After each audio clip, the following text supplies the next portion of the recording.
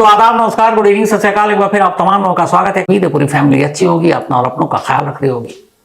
पिछले 24 घंटे में दो चीजें हुई बड़ी, उसी जंतर मंतर को लेकर। जो जंतर मंतर इस वक्त पूरे देश की निगाहों में है, बल्कि दुनिया की, क्योंकि तमाम स्टूडेंट्स, छात्र, कॉकरोच जनता पार्टी के लोग और अलग अलग शहरों के, अलग अलग पेशे के, अलग अलग धर्मों के, जातियों के वहां पहुंच रहे। क्यों? छात्रों का साथ देने के लिए, उनका हौसला बढ़ाने के लिए। पिछले काफी वक्त से जंतर मंतर पर यह धरना, प्रदर्शन, आंदोलन जारी है। अचानक एक खबर आई कि इसी जंतर मंतर पर आमरण अनशन पर बैठे करीब 20 दिन तो होने वाले थे जब उठाया गया, और 26वां दिन था शायद, समाज सेवी सोनम वांगचुक, जिन्हें 18 जुलाई की सुबह दिल्ली पुलिस ने डॉक्टरों का भेष बनाकर जंतर मंतर पर पहुंचकर उन्हें जबरन उठाया, एम्बुलेंस में बिठाया और सफदरजंग अस्पताल ले गई थी। बाद में उनकी वाइफ ने कंप्लेंट की, मामला हाईकोर्ट में गया। हाईकोर्ट ने कहा कि ठीक है, फैमिली जिस चाहे तो सरकारी अस्पताल में नहीं, प्राइवेट अस्पताल में ले जा सकती है, और उसके बाद उन्हें मेदांता हॉस्पिटल ले जाया गया अस्पताल में। सोनम वांगचुक उसके बाद से मेदांता हॉस्पिटल में है। अचानक एक तस्वीर आई और एक खबर आई और एक बयान आया। इस वक्त जो मेरे हाथ में ये स्टेटमेंट है, ये सोनम वांगचुक का स्टेटमेंट है, उन्होंने ये जारी किया है। इसमें जो कुछ लिखा गया है वो ये है कि सोनम वांगचुक ने अपना आमरण अनशन, हंगर स्ट्राइक, भूख हड़ताल खत्म कर दी उसी मेदांता हॉस्पिटल में। और जब उन्होंने ये भूख हड़ताल खत्म की तब उनके साथ सरकार के दो लोग थे, एक सीनियर लीडर जेपी नड्डा और दूसरा जितेंद्र सिंह। इन दोनों की मौजूदगी में आमरण अनशन खत्म हुआ और कुछ लद्दाख के भी लोग थे, कुछ हॉस्पिटल के स्टाफ थे। फिर सोनम वांगचुक ने यह बयान जारी किया और उन्होंने कहा कि उनसे मिलने करीब 65 एमपी मेंबर ऑफ पार्लियामेंट आए थे। उसके बाद जेपी नड्डा और जितेंद्र सिंह आए। उन्होंने कहा कि आपकी जान बहुत कीमती है और मुझे भी लगा, क्योंकि मुझे बच्चों के लिए भी बहुत कुछ करना है आगे। तो मैंने उनसे दो बातें कही थी। एक ये कि नीट एग्जाम का पेपर लीक होने के बाद जिन बच्चों की जानें गई, करीब 20 बच्चे जिनकी मौत हुई, उनके फैमिली को उचित मुआवजा दिया जाए। और दूसरा, 20 जुलाई को जो संसद भवन के बाहर संसद मार्च निकालने के दौरान प्रोटेस्टर्स के साथ जो मारपीट हुई और जो कुछ हुआ, और उसमें क्रॉस एफआईआर भी हुआ, तो जो बच्चों के खिलाफ या छात्रों के खिलाफ एफआईआर दर्ज की गई है उसमें किसी भी बच्चे के खिलाफ कोई कानूनी कार्रवाई न की जाए। सोनम वांगचुक के हिसाब से सरकार के दोनों नुमाइंदों ने उन्हें भरोसा दिया, आश्वासन दिया, और साथ ही उन्होंने ये भी कहा कि देश की एजुकेशन पॉलिसी को, शिक्षा नीति को बेहतर बनाने के लिए संसद में एक अच्छा कानून लाया जाए। तो सोनम वांगचुक के हिसाब से सरकार ने उन्हें भरोसा दिया कि उचित मुआवजा भी देंगे, बच्चों के खिलाफ कोई कानूनी कार्रवाई नहीं की जाएगी, और संसद में शिक्षा नीति को लेकर एक मजबूत कानून आएगा। और इसी भरोसे के बाद उन्होंने अपना आमरण अनशन तोड़ दिया उसी हॉस्पिटल में। और ये तस्वीर उसी वक्त की है जब सोनम वांगचुक अपना आमरण अनशन तोड़ रहे हैं। अब इसी के बाद एक सवाल अचानक तैरा, वो ये कि सोनम वांगचुक ने जब अपना आमरण अनशन तोड़ा तब एक भी प्रोटेस्टर या कॉकरोच जनता पार्टी का कोई भी नुमाइंदा या स्टूडेंट साथ नहीं था, बल्कि सरकार के दो नुमाइंदे थे, और हॉस्पिटल में तोड़ा। तो फिर ये सवाल आया कि अगर आमरण अनशन तोड़ना था तो या तो स्टूडेंट्स या सीजेपी के नुमाइंदे या स्टूडेंट्स वहां पर होने चाहिए थे, वो तोड़वाते तो ज्यादा बेहतर मैसेज आता, या वो जंतर मंतर पर आकर तोड़ते। हालांकि पता नहीं डॉक्टर उनको सलाह देते भी कि नहीं वापस अभी हॉस्पिटल से बाहर निकलने की।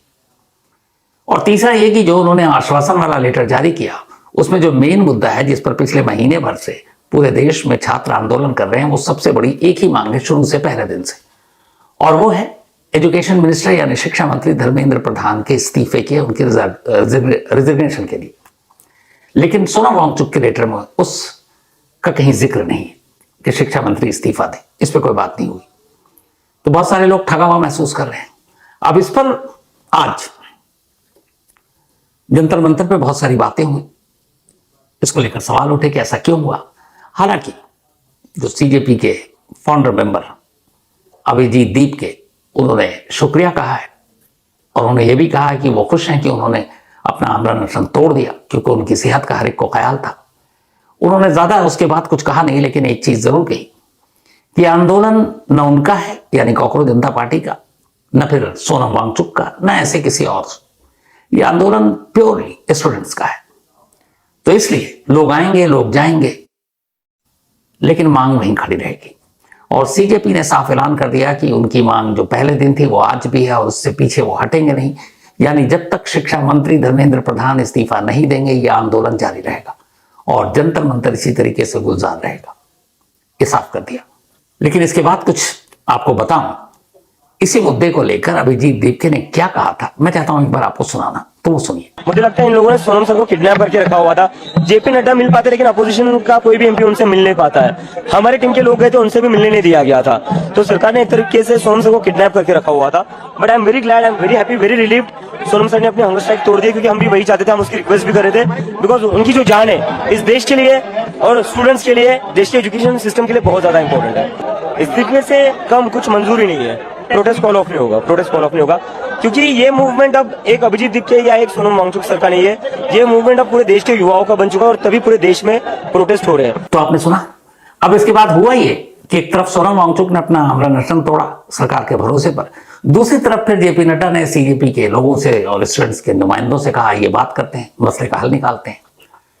तो फिर सीजेपी और सरकार के बीच में आज बातचीत हुई और इस बातचीत की कड़ी बने जेपी नड्डा। इस बातचीत के दौरान सीजेपी ने अपनी तरफ से 3 मांग रखी। उन्होंने कहा कि ये 3 मांग जब तक मानी नहीं जाएगी, आगे कोई बातचीत नहीं बढ़ेगी। इनमें से पहली मांग थी वही जो 1 महीने से चली आ रही, बल्कि उससे ज्यादा, कि शिक्षा मंत्री धर्मेंद्र प्रधान इस्तीफा दें।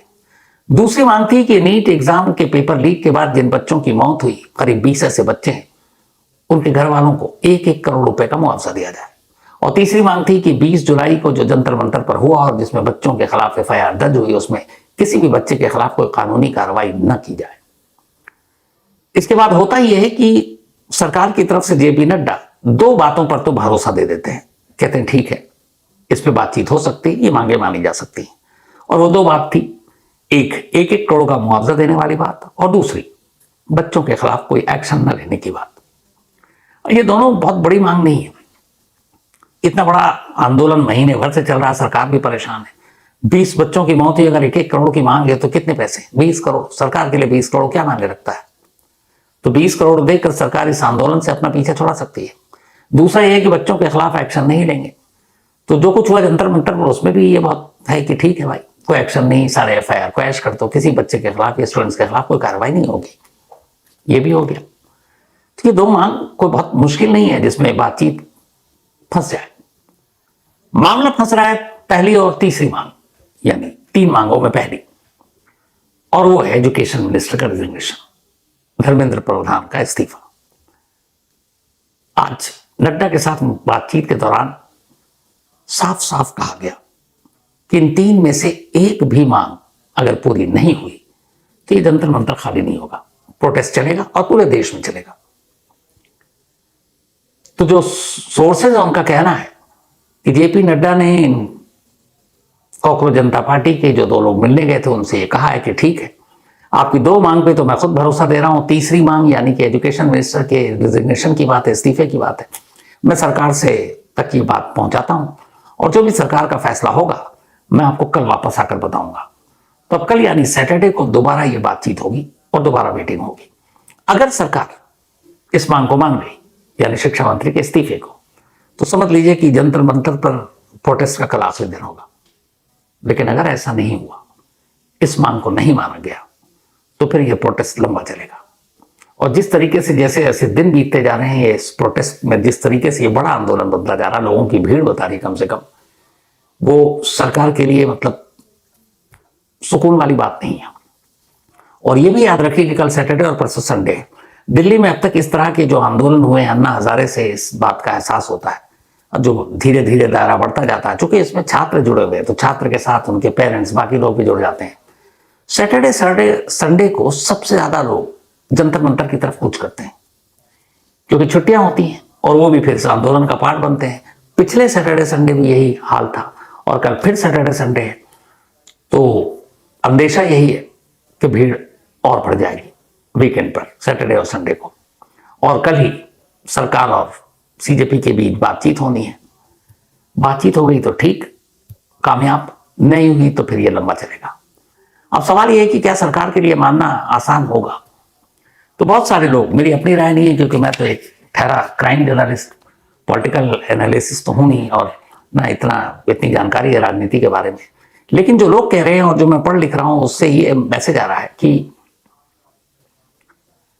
सरकार को ये डर है कि अगर एक बार एक मंत्री के इस्तीफे की बात मान ली और उनके कहने पर इस्तीफा ले लिया तो शायद आगे जब भी ऐसा कुछ हो तो फिर हर मंत्री के इस्तीफे की मांग की जाएगी, तो कब तक उनकी मांग मानेंगे।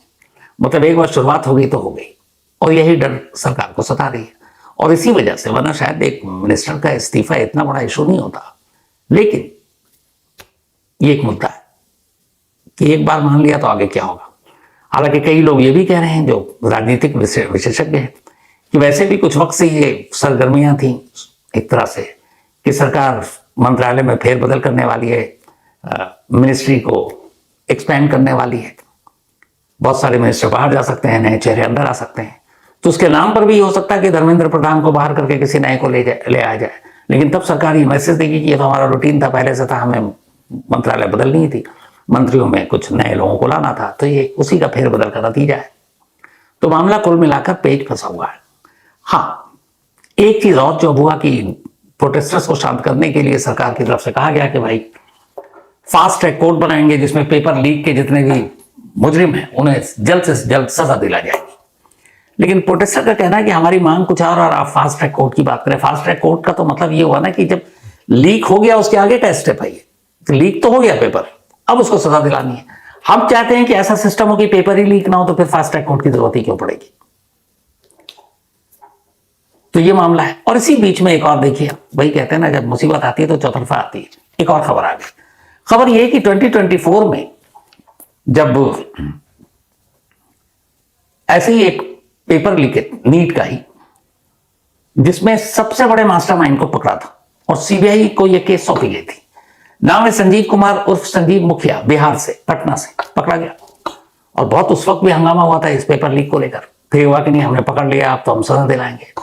ये fast track court NEET paper leak करने वाले दोषियों को, गुनहगारों को कितना सजा दिला पाएगी, ये केस उसकी बानगी एग्जाम्पल है कि जिस संजीव कुमार उर्फ संजीव मुखिया, सबसे बड़ा चेहरा, जिसको पकड़ा गया सीबीआई ने और कहा कि अब सब कुछ ठीक है, आप जानकर हैरान रह जाएंगे कि उस संजीव मुखिया के खिलाफ सीबीआई चार्जशीट दाखिल ही नहीं कर पाई।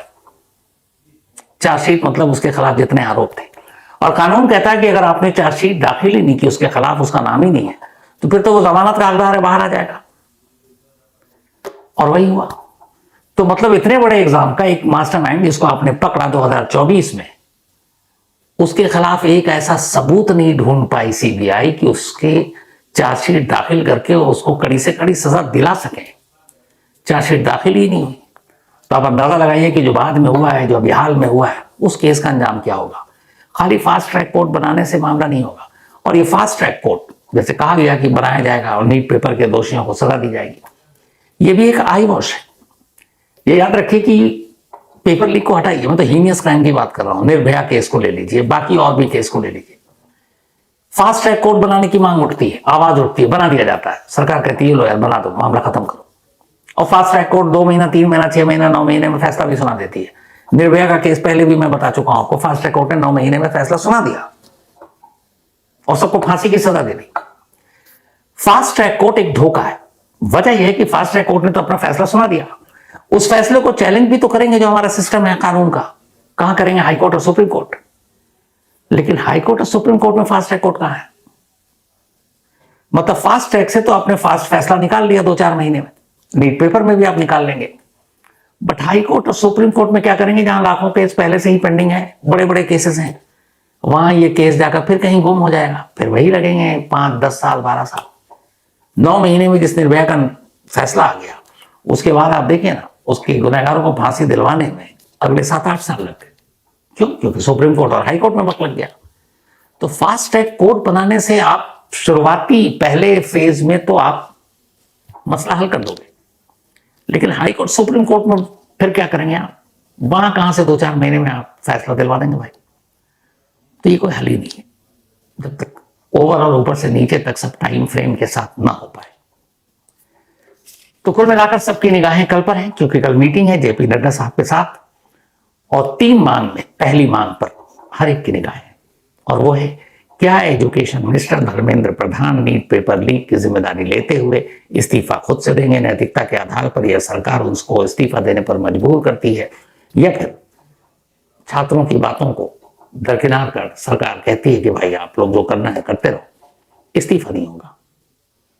फिर इसके बाद आगे क्या होगा पता नहीं, लेकिन दुआ यही है कि सब कुछ अच्छा हो, जो छात्र हैं उनकी भी मांगे मानी जाए और शांतिपूर्ण तरीके से सब वहां से निकलें, घरों को जाए, और जो ऊंची कुर्सियों पर बैठे हैं वो भी इनकी बातें सुने। तो इस केस में लगातार जो भी धरना प्रदर्शन जंतर मंतर में क्या हो रहा है, क्या होगा, आपको अपडेट देते रहेंगे। फिलहाल इतना ही।